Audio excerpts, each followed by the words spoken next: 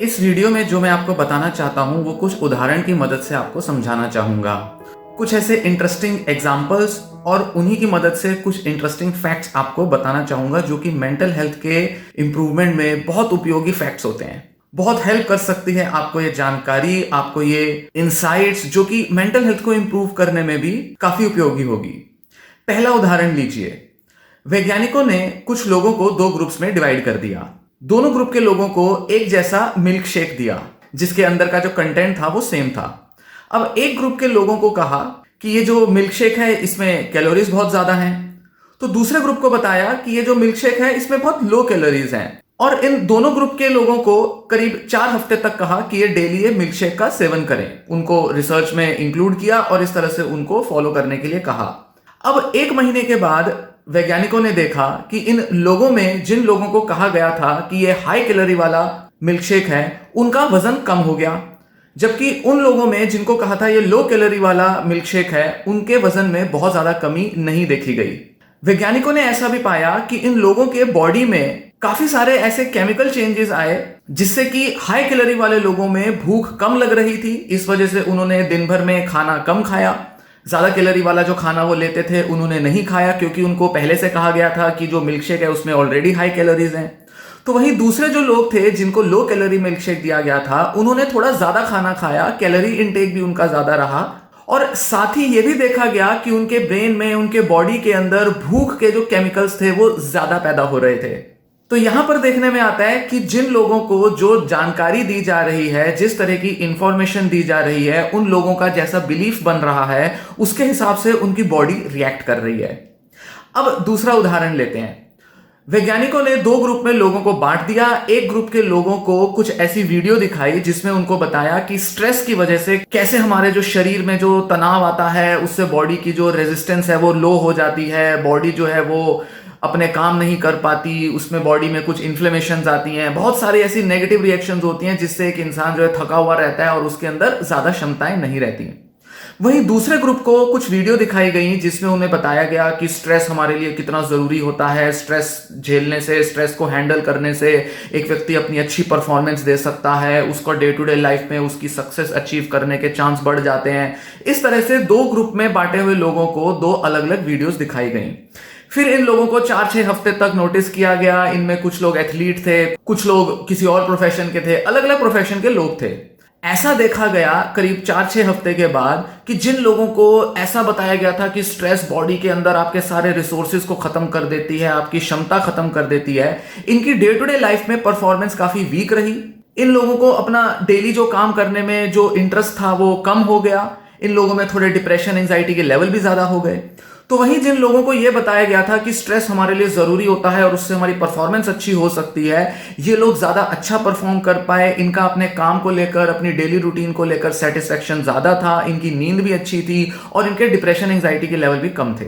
तो क्योंकि कुछ लोगों को स्ट्रेस के फायदे दिखाए गए, उन लोगों के अंदर यह बिलीफ आ गया कि स्ट्रेस जरूरी होता है और उनकी क्षमताएं बढ़ गई, वो ज्यादा अच्छा काम कर पाए। तो वहीं जिन लोगों को यह बताया गया कि स्ट्रेस आपके ऊपर बुरा असर डालता है, स्ट्रेस की वजह से आप थके हारे हो जाते हो, उन लोगों की एक्चुअल परफॉर्मेंस कम आई क्योंकि उनको ऐसा यकीन दिला दिया गया था कि स्ट्रेस जो है वो नेगेटिव होता है। अब तीसरा उदाहरण लीजिए। कुछ ऐसे लोग वैज्ञानिकों ने रिसर्च में लिए जिनको की ब्रेन इंजरी हुई थी, किसी तरह की उनको किसी टाइम पर किसी एक्सीडेंट की वजह से, किसी स्पोर्ट्स में खेलने की वजह से सर पे चोट लगी थी जिसकी वजह से उनके ब्रेन में कुछ इंजरी हुई थी, किसी को स्ट्रोक आया तो किसी को कुछ प्रॉब्लम रही। अब इन सब लोगों को इन्होंने दो ग्रुप्स में बांट दिया और इन दोनों ग्रुप्स के लोगों पर उन्होंने कुछ memory, decision making, planning, IQ की टेस्टिंग की। पर टेस्टिंग करने से पहले एक ग्रुप के लोगों को उन्होंने कहा कि भाई आपको जो ब्रेन इंजरी हुई थी, हो सकता है कि आपकी परफॉर्मेंस जो है वो थोड़ी कम हो सकता है कि ब्रेन इंजरी का आपके परफॉर्मेंस पर कुछ असर आए। तो वहीं दूसरे लोग जिनको की ब्रेन इंजरी हुई थी पर उनसे ऐसी कोई बात की ही नहीं गई, उनको बस टेस्ट करा दिया गया, उनके साथ कोई उनकी पास्ट हिस्ट्री के बारे में कोई चर्चा नहीं की गई। उनको ये नहीं कहा गया कि ब्रेन इंजरी होते हुए भी लोग बड़ा अच्छा परफॉर्म करते हैं, ऐसा कुछ नहीं कहा गया, बस उनसे टेस्ट करा लिए गए। अब इन दोनों ग्रुप्स के लोगों में यह देखा गया कि जिन लोगों को तो उन्होंने ये कहा था कि ब्रेन इंजरी की वजह से शायद आपकी परफॉर्मेंस खराब हो सकती है इसलिए आप ध्यान से सारे टेस्ट करना, ऐसा पाया गया कि इन लोगों के memory, IQ, planning, decision making पर जो स्कोर्स थे, एवरेज स्कोर्स थे, वो कम पाए गए उन लोगों के मुकाबले जिनको कि ऐसा कुछ भी बताया नहीं गया था कि उनकी ब्रेन इंजरी का कोई कनेक्शन उनके टेस्ट की परफॉर्मेंस पर होगा। मतलब जब लोगों के दिमाग में ये बात बिठा दी गई कि ब्रेन इंजरी की वजह से उनकी day to day life performance affect हो सकती है, वो लोग एक्चुअल में कम परफॉर्म करने लगे। और जिन लोगों को इसका कोई रिलेशनशिप नहीं बताया गया कि भाई ब्रेन इंजरी का कोई असर पड़ता है, वो लोग अच्छा परफॉर्म कर गए। हालांकि नॉर्मल से तो उन लोगों की परफॉर्मेंस कम ही रही होगी क्योंकि ब्रेन इंजरी का कुछ तो इफेक्ट रहा ही होगा, पर फिर भी जब कोई बात बताई गई, कुछ लोगों को एसोसिएशन बताया गया ब्रेन इंजरी का उनके कॉग्निटिव परफॉर्मेंस से, ये सारे कॉग्निटिव प्रोसेसेस हैं, memory, attention, decision making, planning, इनका जब कनेक्शन बताया गया तो लोग कम परफॉर्म करते हुए पाए गए। मतलब लोगों का जो बिलीफ था, लोगों को जो जानकारी दी गई थी उनके ब्रेन इंजरी या उनकी परफॉर्मेंस या किसी भी एरिया के बारे में, तो ऐसा पाया जाता है कि बिलीफ का स्ट्रॉन्ग इंपैक्ट आता है लोगों की परफॉर्मेंस पे।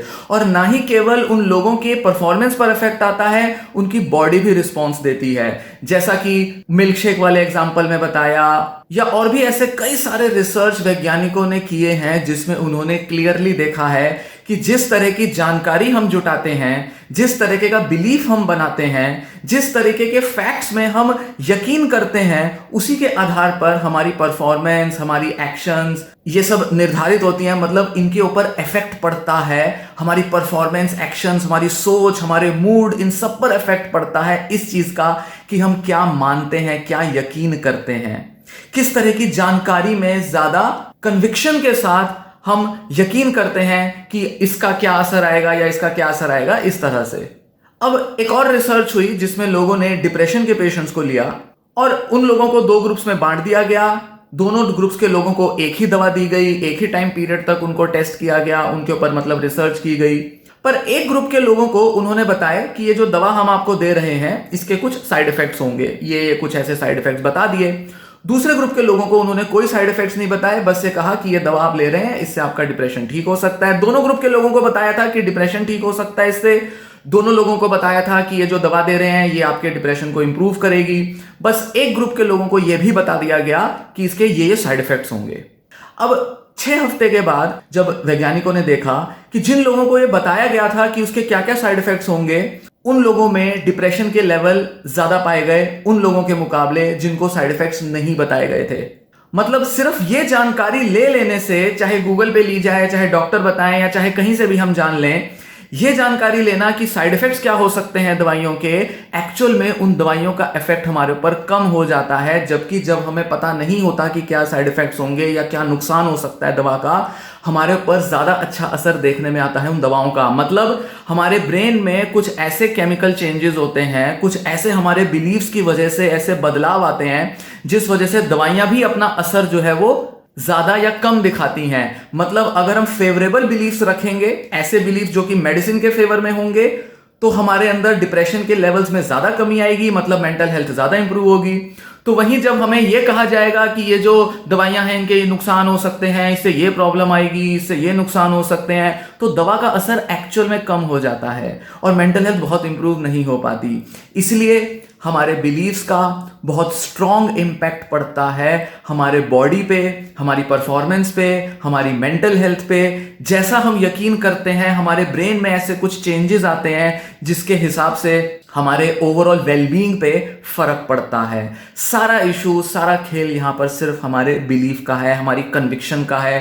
किस चीज में हम बिलीव करते हैं, किन फैक्ट्स, किन तथ्यों पर हम यकीन करते हैं, सब उस पर डिपेंड करता है कि हमारी मेंटल और फिजिकल हेल्थ कैसी होगी, हमारा टोटल वेलबींग कैसा होगा।